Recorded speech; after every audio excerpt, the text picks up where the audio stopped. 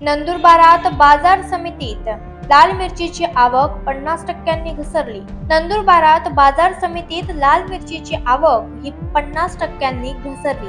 देशातील दुसऱ्या क्रमांकाची ओली लाल मिरचीची बाजारपेठ म्हणून ओळख असलेल्या नंदुरबार बाजार समितीत यावर्षी मिरचीची आवक मोठ्या प्रमाणात घसरली आहे। मागील वर्षाच्या तुलनेत यावर्षी मिरचीची आवक 50% घसरली आहे। जिल्ह्यात बदलत्या हवामान परतीच्या पावसामुळे मिरची पिकाचे मोठ्या प्रमाणावर नुकसान झाले होते।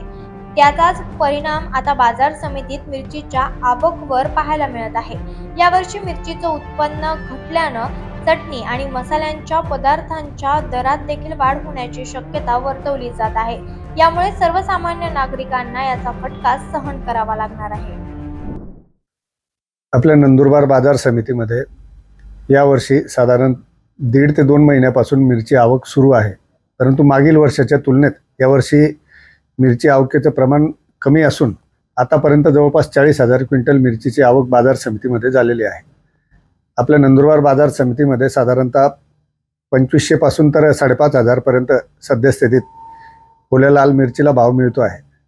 मागील संपूर्ण वर्षात जवळपास 2 लाख क्विंटल मिरचीची आवक बाजार समितीमध्ये झाली होती। त्या तुलनेने यावर्षी मिरचीची आवक ही 50% पेक्षा कमी आहे।